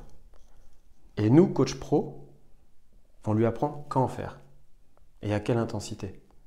Et si, pendant 5 ans, il apprend à faire une bonne prise de balle, une intervention latérale au sol, une intervention latérale aérienne, une impulsion monopodale, une impulsion bipodale, avant, arrière, intervention sortie dans les pieds, on va dire à l'ancienne, avec les mains, parce qu'on en voit de moins en moins de faire ça. Sauf que aller en écran, ça sauve des buts aussi. Ou à l'allemande, qu'on voit de plus en plus, qui parfois est fait dans le mauvais timing et entraîne des buts. Mais si ils ont tout ce bagage technique à 18 ans, après on leur dit à tel moment, là tu peux faire ça. Et tu choisis. C'est un peu comme un panier. C'est un panier de gestes techniques. La situation elle arrive, comme dans les jeux vidéo, hein, il prend l'arme et non, c'est quoi le jeu là où ils se tirent dessus? Je sais pas, mais ils ont leur panier d'armes, ils choisissent là, bah tiens, je prends la mitraillette. Mais l'idée c'est ça, ils ont leur panier de gestes techniques et à telle situation, notamment comme tu dis, proche du poteau, bah oui, tu mets le pied. Voilà, ça va un petit peu plus loin, j'ai un peu plus de temps, je mets la main et j'arrête le ballon. Parce qu'il y a ça aussi, parfois on voit des gardiens qui tombent sur les fesses, ils mettent le pied, la balle elle remonte, elle est encore en jeu, alors que s'il a le bagage technique pour faire l'effacement et garder, fin d'action. Mais s'il fait ça, c'est qu'il n'a pas ce geste. Et bon, comme moi je suis un peu obtus, voire têtu sur la maîtrise technique, c'est donc le grand qui ne sait pas parfaitement comment aller au sol, bah, il va arriver en retard. Il va vouloir essayer de faire une espèce d'hybride intervention-effacement et il va prendre le but. Alors qu'effectivement, s'il ne sait pas faire ça, il peut mettre le pied. Mais si on ne lui a pas appris à faire le pied non plus, bah, il se débrouille. Il s'adapte. Ouais, et souvent il rate. Voilà. Donc c'est pour ça que la partie. Nous, chez les pros, on n'est pas tributaire, mais on réceptionne tout le travail qui a été fait par les coachs qui sont à la formation. Ouais. Ah oui, c'est hyper important. C'est hyper important d'avoir des entraîneurs de gardiens qui sont, comment dire, qui ont des vrais, pour le coup, projets ou des programmations, on va dire, techniques pendant 4-5 ans. Est-ce que dans un club pro, l'entraîneur principal des gardiens de but définit une politique du club ou c'est compartimenté? Je veux dire, est-ce qu'il y a une culture de progression? Justement, tu parlais tout à l'heure de ta progression de gardien de but. Qui l'a définie? À Rennes, j'ai eu la chance de rester presque 10 ans. Et là, je me suis beaucoup investi. Aujourd'hui, par exemple, c'est Jérôme Yomet qui a la formation. Le recrutement, il a été fait... j'ai été inclus dans le recrutement. J'ai parlé avec Jérôme, il démarrait, je l'ai accompagné, je lui ai dit pareil, je lui ai dit moi je veux quand le gardien pro il arrive à 18 ans, je veux qu'il soit capable de faire ça. Voilà. Donc là il y a eu un vrai échange et surtout on a eu le temps. Lorient j'ai fait 1 an, pas le temps. Maroc j'ai fait 1 an, pas le temps. Lyon j'ai fait 1 an, pas le temps. Et Lille j'ai fait 1 an, pas le temps. Donc la grosse problématique quand on est là-haut, c'est ça, c'est de s'occuper de son gardien de but. Voilà. Mais je pense qu'il faut qu'il y ait définir une trame sur plusieurs années. Ça peut être que bénéfique. Ça, après, il faut aussi le vouloir. Mais moi, ce qu'on avait mis en place, par exemple, à Rennes avec le Jérôme, c'était, je pense que ça avait porté ses fruits parce que 2-3 ans après, les jeunes qui arrivaient, justement, ils avaient un bagage technique parfois plus complet que les pros qui arrivaient. Voilà. Et ça renforce la performance du jeune qui arrive aussi chez les pros. Parce qu'il est quand même plus solide. Alors après, il leur manque le physique parce qu'ils n'ont que 18 ans et ils ne sont pas formés. La culture tactique. Mais ça, au moins, on peut dire que technique, c'est là. Après, on est toujours dans l'amélioration par rapport à la vitesse. Mais au moins, c'est là. Et maintenant, on va se concentrer sur la partie physique, par petite technique. Bon, il va mûrir, il va grandir. Mais... On a beaucoup parlé de l'évolution. Tu as créé une école une académie de... L'académie, c'est le nom américain. C'est le nom américain, c'est une école. Voilà. C'est quoi l'idée, centre Non, l'idée, c'était de proposer à Rennes une structure d'accueil, un club d'accueil aux clubs amateurs qui ont du mal à proposer des entraînements spécifiques à leurs jeunes gardiens, U9 ou 11, voilà. En disant... 9 à 11 ans. Ouais, c'est ça. Il y a 2 créneaux, U9, U11, et de dire, c'est le club où j'habitais, qui avait des bonnes infrastructures. On va, si vous souhaitez venir, mardi soir, jeudi soir, un dimanche sur 2, nous, on a l'accueil. Moi, je suis ici, il y a Jérémy qui est avec moi, et on propose des spécifiques. Voilà. Ça n'existait pas, et c'est un peu ce qui est en train de se développer de plus en plus, les académies indépendantes. Et du coup, ben, ça a plutôt bien marché parce que certains clubs n'ont pas forcément la capacité humaine d'avoir un éducateur pour proposer des spécifiques en semaine. De plus en plus, les petits gardiens, je pense, sont aussi à la recherche de ces formules de spécifiques. Parce que là, on est vraiment, pour le coup, c'est qu'entre gardiens de but. On est dans l'aspect analytique, répétitif, formation technique. Voilà, il n'y a pas de jeu. On est vraiment sur des petites capacités.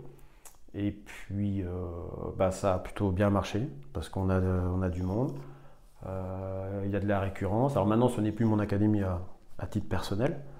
C'est l'académie plutôt du club qui est le club d'Ureux. Mais ça fonctionne bien. Ça fonctionne bien. Et puis, ce qui est intéressant, on parlait des repères un petit peu. Là, pour le coup, ce sont les regroupements de districts. Et souvent, les gardiens qui étaient venus à la Roison Goal Academy, dans les regroupements de districts amateurs, s'en sortaient plutôt bien. Et là, on voyait la différence, notamment sur la partie technique, donc prise de balle, appréhension du ballon, plongeon et tout ça. Et parce que c'est un âge où ce sont des éponges, ils absorbent.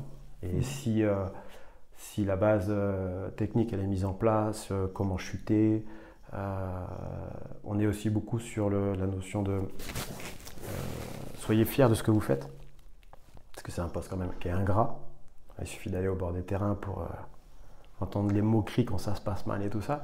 Donc on est beaucoup dans soyez fiers de ce que vous faites, que vous serez gardien de but même si vous ne faites pas avec 95. Et mettez-vous en avant, voilà. Et les jeunes, ils sont à fond, quoi. Ils sont à fond. Ouais, pour moi, ça prouve qu'il y a un vrai besoin, parce que pour le moment, il n'y a pas de développement suffisant des entraîneurs compétents dans les clubs amateurs. Je pense que c'est ça, effectivement. Nous, alors je dis nous, parce que je suis breton, mais en Ligue de Bretagne, parce que je connais tous les entraîneurs, CTR et tout ça, et c'est très dynamique. Au niveau, il y a beaucoup de regroupements, avec beaucoup de gardiens de but, donc ça fonctionne bien. Mais je sais que dans certaines régions, c'est plus difficile, pour diverses raisons. Et que là, pour le coup, ce genre de structure, ça peut être bien. Je dis ça peut être bien, parce que si aussi pendant 2 ou 3 ans, vous mettez de mauvaises habitudes, ça peut être contre-productif à la sortie. Donc là aussi, c'est bien qu'il y ait des petites structures académies qui voient le jour un peu partout en France, mais je pense qu'il faut avoir quand même un œil sur les contenus qui sont proposés. Il faut vraiment que ce soit bien fait. Là, c'est un conseil que tu donnes aux parents.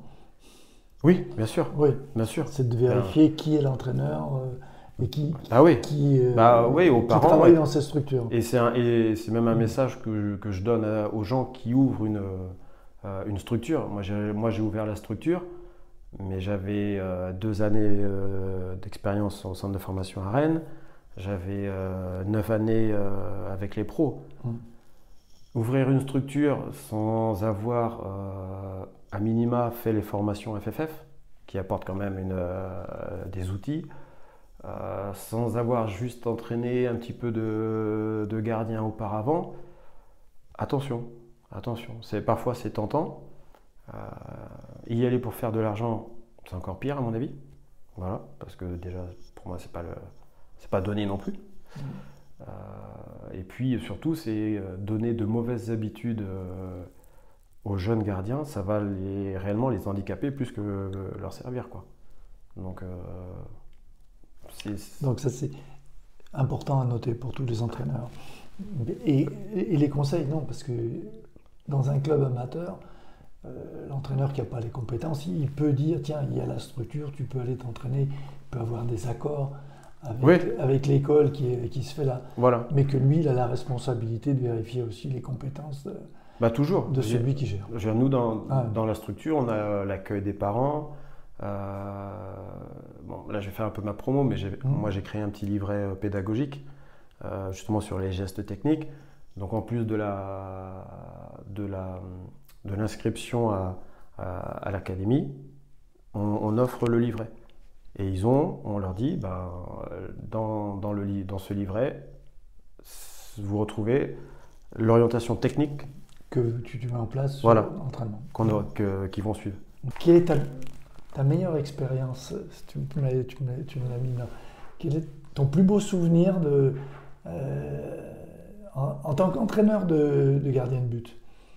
Quelle qu'elle soit. Ça soit un résultat, ça soit une relation, ça soit quelque chose que tu gardes en te disant « Putain, c'était un bon moment ». J'ai quand même perdu 4 finales. Donc la 5e l'année dernière, en Trophée des Champions, j'ai savouré. Avec Jocelyn Gourvenec et le LOSC, contre Paris, celle-là je l'ai savouré quand même parce que ça faisait beaucoup que je perdais. Après, il y a eu quelques matchs quand même avec des émotions, on ressent les frissons ou l'adrénaline, mais moi c'est surtout quand je revois mes gardiens maintenant. Ou des discussions qui sont un peu plus intimes. Un jour, je me souviens, à la fin de la première saison avec Nicolas Douchez, on est à Boulogne, et la saison est patraque un peu. Elle est pas top et tout. Et avec Nicolas, on avait mis des choses en place, des axes de progression sur certains aspects techniques et tout. Et donc, je fais pareil, un petit discours de fin de saison, pas un discours, un speech en lui disant qu'est-ce que tu as pensé du travail. J'aime bien aussi avoir leur ressenti. Je vous dis honnêtement, ce que vous avez aimé, pas aimé. Et il me dit, la saison n'a pas été... On n'a pas fait une très bonne saison, mais je sens qu'il y a un truc qui est passé. Je suis content parce que je sens qu'il y a quelque chose. Il revient à la 2e entraînement de la reprise, mais tout était en place. Et il fait une 2e super saison. Et immédiatement, je me souviens de la discussion à Boulogne, où il me dit, je sens qu'il y a eu quelque chose. Voilà. Et là, je dis, c'est quand même bien parce que ça m'arrange, mais on a mis des choses en place. Et surtout, lui, il a adhéré à ça. Voilà. Et il y a eu une évolution dans le travail. Plus que les vrais moments forts. Il y a toujours, si tu gagnes un trophée, tout ça. Oui, c'est le résultat. Il y a le stade qui explose, ça c'est le résultat. Mais ça a toujours été ça. Voilà. Quand je revois Benoît, c'est pareil. Ah ouais, c'est de la collaboration, ce que vous avez construit ensemble, ce que vous avez fait ensemble. Voilà. Ouais. Moi, c'est ça qui me rend le plus côté fier, parce que j'ai essayé de mettre en place quelque chose. Et puis content en me disant je l'ai aussi aidé à avancer. Voilà. Et moi, quand je vois un gardien qui n'arrive pas à avancer, ça me prend la tête. Justement, allons-y. Et ton pire souvenir, c'est quoi? C'est la défaite avec le Stade Rennais contre Quevilly à Caen, en demi-finale. Oui. Ouais, non, celui-là, ouais. Celle-là, elle a piqué. Ouais, celle-là, elle a fait mal quand même. Oui, mais c'est un résultat sportif. Oui, voilà. Moi, c'est par rapport à ta relation avec tous les gardiens de but que tu as eu. Est-ce qu'il y a un moment, il y a un truc tu n'es pas obligé de me donner de nom, oui. Mais de me dire, putain, là, il y a quelque chose qui est pas clair. Non, la fin de mon aventure lyonnaise, où j'ai pas eu, Anthony et moi, on n'a pas eu d'explication, on va dire, claire. Voilà, sur pourquoi plutôt Rémi vient. Alors que moi, je comprends que ce soit Rémi, ils se connaissent très bien, tout ça. Mais on n'a pas eu cette explication. Comme je suis quelqu'un qui aime avoir des rapports très directs, même quand ça fait mal ou que ça pique, on va dire, c'est un peu ce genre de situation que moi, j'aime pas avoir. Je sais pas si on l'a évoqué, cette relation de l'entraîneur avec des profils de gardiens de but différents. Je veux dire, on l'a plus ou moins évoqué, mais j'aimerais que tu le reprécises, parce que tout à l'heure à table, tu m'en as parlé avec Tchèche et Courtois. Voilà, je trouve que c'est intéressant pour les entraîneurs de gardiens de but de comprendre ce fonctionnement, que chaque fois vous avez quelqu'un de différent. Oui. Première chose, à mon sens, ce n'est pas parce que nous on a aimé, ce n'est pas parce que nous, quand on était gardien de but, on a maîtrisé, que le gardien de but ou l'homme en face va être dans le même état d'esprit. Ça, c'est très important. Parfois, on peut avoir envie de faire un entraînement, un exercice ou parce que nous on a aimé, ou parce que nous on estime que c'est bien, ou parce qu'on a eu un gardien de but qui aimait bien, si le nouveau gardien de but il n'aime pas ou il n'est pas à l'aise, attention. Parce qu'on est vraiment dans l'idée de le développer lui et pas de nous faire plaisir nous. Et ça c'est vraiment un danger et un point très important sur lequel il faut être attentif, vraiment quand on prépare nos séances. Chaque gardien est unique. Et je reviens au test de personnalité, je pense que c'est très important de très bien connaître son gardien de but et surtout l'homme qu'il y a derrière. Et donc, il faut vraiment s'adapter à chaque gardien de but dans la façon de parler, parce qu'on ne peut pas parler de la même façon à tout le monde. Il y a des petites blagues second degré qui vont très bien passer avec l'un, pas du tout avec l'autre. Il y a des thèmes à aborder avec l'un et pas du tout avec l'autre. Donc il faut toujours faire attention au dialogue. Je pense que c'est bien d'aller toujours un petit peu chercher et pas toujours rester, on va dire, robotique. Voilà, parce qu'ils ont aussi besoin d'affect. Mais c'est un subtil mélange vraiment et à chaque seconde. Je crois que c'est un entraîneur qui me disait, je ne sais plus lequel. Il faut réussir à passer 2 minutes avec chaque joueur dans juste une attention. Salut, comment ça va? Et tu vas bien. Et il faut réussir à faire tout le tour du vestiaire. Parce que si tu en oublies un, lui il va se souvenir. Des effectifs à 35, maintenant c'est dur. Ah oui, oui. Non, mais, et c'est ça aussi. C'est que on a souvent plus d'affinité avec l'un qu'avec l'autre, en raison de l'âge, de l'origine, bref, de la religion, on n'en sait rien. Mais par contre, il faut quand même réussir à avoir un niveau d'attention ou un temps d'attention à peu près équivalent à chaque. Parce que comme tu disais, c'est un groupe de 3 ou 4 gardiens. S'il y en a un avec qui tu parles jamais et qui doit toujours parler avec les 3 autres, il va dire mais pourquoi il ne me parle pas? Même si c'est 1 minute. Donc ça, on est vraiment dans l'individualisation et foot et hors foot et management psychologique de chaque gardien, quoi. Et c'est plus facile qu'avec un groupe. Mais parce qu'aussi, c'est dû aussi au fait que, comme tu disais, on est en entraîneur de tennis. Ouais. Face to face. Pareil. L'entraîneur collectif, il est moins dans cette relation immédiate individuelle. Et au pire, il a ses adjoints de temps en temps. Il peut se permettre d'avoir plus de recul. Voilà, parce qu'il a aussi une préparation plus collective et générale de son équipe. Nous, on est sur de l'individuel. Et parfois c'est involontaire, hein, mais si on en oublie un, lui, il ne va pas l'oublier. Non, parle-moi de ta relation au syndicat. Je ne suis pas syndiqué. Tu n'es pas syndiqué. Ouais, je suis pas syndiqué. Je suis associatif. Associatif. Avec l'association AEGB, on est associatif. Qu'est-ce qui empêche l'un et l'autre? Lever le bras droit. Quoi? Et revendiquer, nous revendiquons. Est-ce que je les ai connus? Il n'y a pas ça? Ne revendiquons pas. Le syndicat n'est pas un syndicat revendicateur. Il est un syndicat pour défendre les intérêts des uns et des autres. Très sincèrement, parce que je crois que je m'en suis jamais vraiment intéressé. Et à la rigueur, c'est quand j'ai monté l'asso et qu'on avait discuté un petit peu et tout ça, que j'ai vulgairement, pour la première fois, commencé à regarder l'UNECATEF et tout ça. Auparavant, j'étais dans mon truc, on me disait cotisation UNECATEF, cotisation UNFP pour avoir le tapis. Ouais. Je ne sais pas si vous donnez quelque chose à l'UNECATEF. Si on donne quelque chose, bah oui. Ah ouais. Donc non, mais vulgairement, c'était un peu ça, toi. C'était un peu ça. J'avais pas la connaissance vraiment de ce qui a été fait. Je connaissais le nom, comme l'UNFP, je connaissais le nom parce qu'il y avait les trophées, voilà. Et donc le fait d'avoir fait l'assaut, je dis, on est plus dans une organisation qui correspond à votre organisation. Voilà, après, il y a aussi le terme syndicat qui, je pense, est mal perçu en France. Je sais pas si dans le cerveau français. Dans le monde des travailleurs, non. Le syndicat a un sens. Oui, c'est ça. Non, mais voilà, non, mais c'est ça.